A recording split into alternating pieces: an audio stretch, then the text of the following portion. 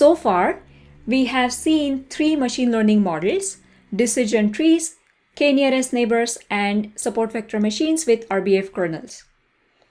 We have also learned about machine learning fundamentals, such as data splitting, cross-validation, the fundamental trade-off, and the golden rule. Are we ready to do machine learning on real-world datasets? Yes and no. Yes, because we have these tools in our toolbox now, and we know a general workflow to build machine learning models. And no, because very often real-world datasets need pre-processing before we do anything with them. Let's look at an example. In last week's lab, you worked with the Spotify dataset. You built decision tree classifier to predict whether the user would like a particular song or not. Now let's try k-NN classifier for this task. So the intuition here is to predict whether the user likes a particular song or not. What we would do, we would find the songs that are closest to the given query point, let them vote on the target, and take the majority vote as the target for the query point. That makes sense, right? Okay, now let's try to do it. Here I'm opening my spotify.csv. Now I haven't pushed it in our course repo. If you want to run this on your own, you will have to download it and put it under data directory. So I opened it, I read the CSV, I created my train and test splits. Now first thing I'm doing here is doing cross-validation with the dummy classifier. And I get mean validation score of 0.5 here. Now let's try k-NN with default parameters. Here I'm getting mean validation score of 0.54. So what do we see here? This validation score, mean validation score, is not that different compared to dummy classifier. So it seems like k-NN is not doing very well here. But when we thought about it, it seemed kind of intuitive, right? So let's try to investigate what's happening here. I'm sampling 2 songs from my dataset here. These are my 2 songs. Now I'm calculating Euclidean distance between these 2 songs. The Euclidean distance here is close to 79,250. Now I'm only considering 2 features in my dataset: duration in milliseconds and tempo. Only these 2 features. I'm ignoring all other features. And now let's calculate the distance again only with these 2 features. What do we see here? The distance is again close to 79,250, which is very much similar to what we got here when we used all our features. So, do you see a problem here? The problem is that our distance is completely dominated by the features with larger scale. In our example, our features duration in milliseconds and tempo, they seem to have much larger scale compared to all other features in our data. And our distance is very much dominated by these 2 features. Is that a problem? Does it matter? Yes, it matters because the features with smaller values are completely being ignored. And this shouldn't happen, right? In machine learning, our model should be robust and not sensitive to the scale. Scale is related to how the data was collected.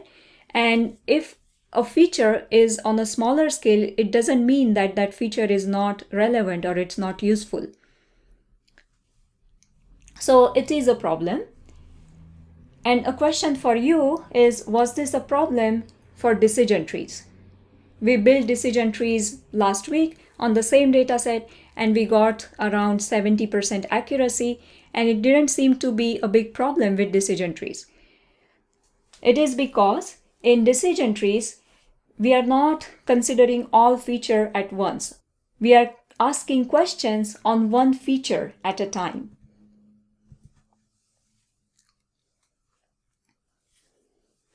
Now let's try to bring all these features in the same scale.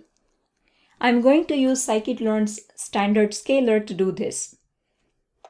Now in Scikit-Learn, there are estimators and there are transformers. Estimators are used when you want to predict things. For example, decision tree classifier or our KNN classifier, they are estimators. They are examples of estimators. And transformers are used to transform your input data. Now for now, just focus on the syntax. We will talk about how it actually does the scaling in a bit. So for standard scaler, I first import standard scaler from sklearn.preprocessing.